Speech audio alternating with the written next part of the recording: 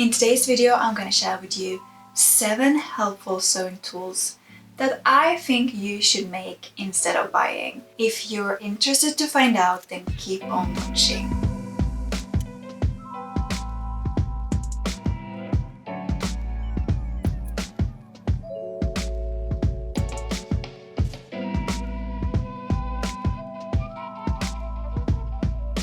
Hi, my name is Matilda and welcome back to Miss Matti, this channel where I share all about sewing, knitting, mending and generally how to live an awesome and sustainable life.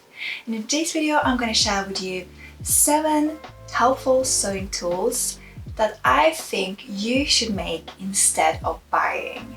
When it comes to sewing, there are so many helpful tools out there and it can be hard to figure out first of all which one shall you get and which one shall you save on and which one shall you splurge on. And the tools in this video are not necessarily all tools you should save on, but I do think if you are on a budget, these tools are really helpful to make instead of buying.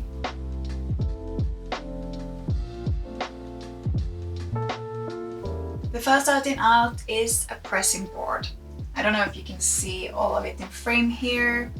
I decided to make my own pressing board for the first reason is that I do not like ironing boards. And some of you probably are sitting there like, what? I find them often hard to store, I find them often flimsy. I'm sure there are great ones out there, but the ones I've had I just been like not sturdy enough. Also for pressing when sewing, I find them often too squishy. They're fine to use when you're actually ironing clothes. As you know, if you've been sewing for a while, there is a difference between pressing and ironing. So therefore, I decided to make my own pressing board because I wanted a much firmer surface to work on than an ironing board. And also, I wanted it to be something that I can easily tuck away, which I do not find many ironing boards are. I find them often really hard to find a space for and store them properly unless you have one of those hanging things that I've seen some people have. And I made my pressing board with a 3/4 inch plywood, which I then put a layer of cotton batting on top, and then I put the unbleached cotton canvas, and then on the back I stapled the cotton batting and the cotton canvas to the plywood. And if you want to make your own, I followed a tutorial here on YouTube by Leah Day, and I will link her tutorial in the description box down below so you can follow it as well if you're interested. And the next tool or tools that I think you should make instead of buying are tailor's ham and a tailor sausage. I specifically think this is an essential ironing tool because every time when you press on darts and curves, this is so helpful. You might not need a tailor sausage, depends on what type of things you sew. You can, if you do need it once in a while and you do not have one, I recommend rolling up a towel and put inside the sleeves of the garment that you need to press. I find that very helpful to do as well. Of course you can buy your tailor's ham and your tailor's sausage. I find most of them are decently priced, but for me it was more a matter of aesthetics and also using up scraps and materials I already have. So this fabric I use to reupholster 2 shells that I have, and one of the shells is actually the one I'm sitting on right now in my sewing space. And I really use this fabric as my base for this space, as the color scheme for the color scheme and so on, so I wanted it to match. So that was one of the reasons. And then I filled it with yarn. You know those little cut-offs of yarns when you do work on a knitting project, and small little samples that I wasn't going to use anymore. And then I cut them all up in small pieces and stuffed both my tailor's ham and my tailor's sausage with those. I will link the pattern that I followed to make my tailor's ham and sausage in the description box down below. I think this is more a choice of aesthetics and if you want to use up scraps like I did, more than saving money necessarily. because I don't think they're super expensive to buy new, but I didn't like the look of majority of them that I saw in stores, and I just wanted to create a beautiful space for me to sew in. The next helpful sewing tool that I think you should make instead of buying is a pressing cloth. Honestly, if it's just one tool in this whole video that I would advise you to definitely do not spend money on, is pressing cloths. I really do not see any point in buying a pressing cloth because first of all you need to replace them quite often, and that's because they do get disgusting after a while and need to be replaced. But also I heard a horror story in some comment field here on the internet about someone who's had a pressing cloth that melted. What? That makes me worried that maybe some of the pressing cloths out there are not able to withstand heat in the way that they should do. So if you decide to make your own pressing cloth, you need to pick like a cotton, linen, or any other fabric that can withstand the highest setting on your iron and definitely do not melt. So what I've used mostly has been old bed sheets or pillowcases. This one here is an old bed sheet that I disposed of recently, but you know, I do not use on my bed anymore, basically. We're not disposing things here. I've used that bed sheet as well to make a mock-up for a pair of trousers that I'm working on right now. So I, of course, do not dispose of it in that way, but I've downgraded it from bedding to helpful sewing tools. So this one here I have overlocked the edges on, but you can just pink them as well with a pair of pinking shears if you prefer. In the past I haven't always finished them, and then I need to deal with the fraying and the thread tails that run off and more lint in my sewing space, and we do not need more lint in our sewing space. Am I right? So the next sewing tool I think you should make instead of buying is pin cushions and pin cushion bracelets. These two I crocheted. This is like, I think this is my first amigurumi project that I then just transformed into pin cushion.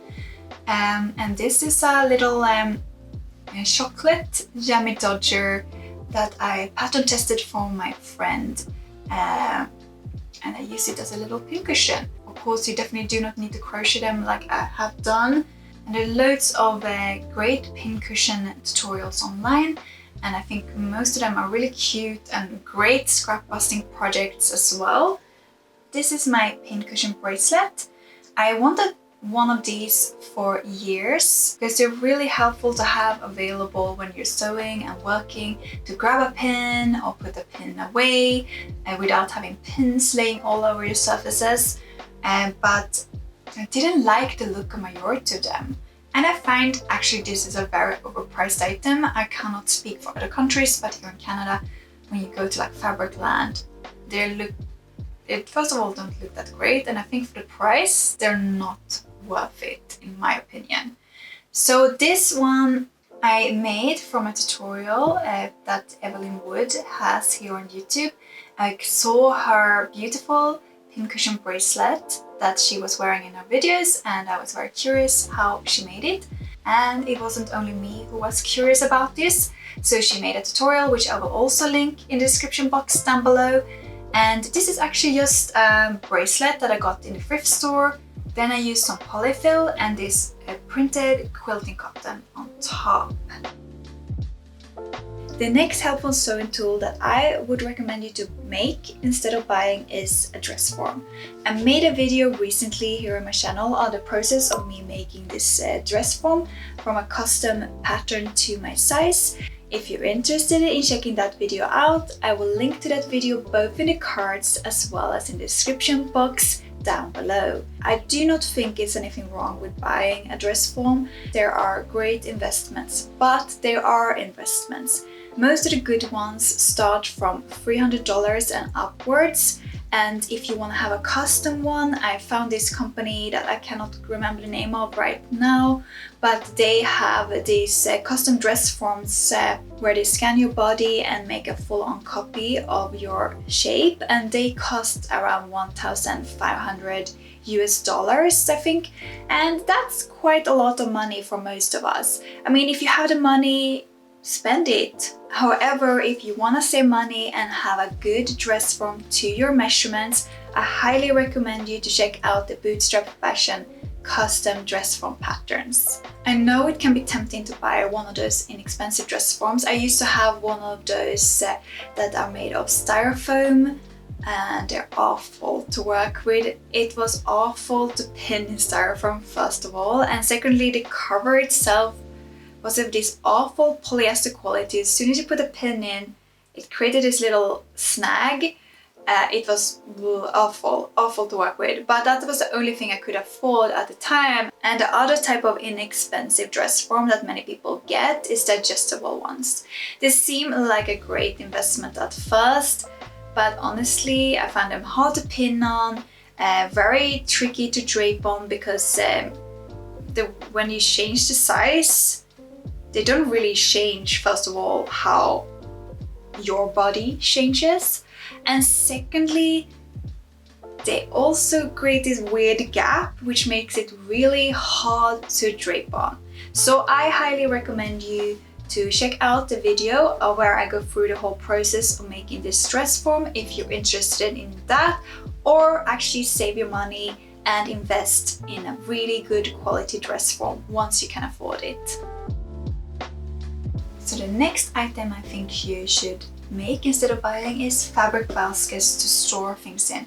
This one I specifically like to have because I can store my scraps. You can see I have almost full now. I need to empty it out so I have more space. But here I put like thread tails and fabric whilst I'm working, and I find it really helpful to have nearby and tucked away, so I can easily just put this away and not create a complete mess in my sewing space. Of course, you can use this to store whatever you like. I will also link the tutorial that I followed in the description box down below if you're curious.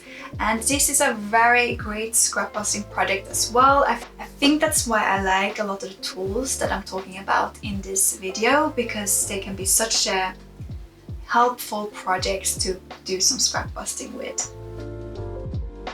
So the next helpful sewing tool that I think you should make instead of buying are pattern weights.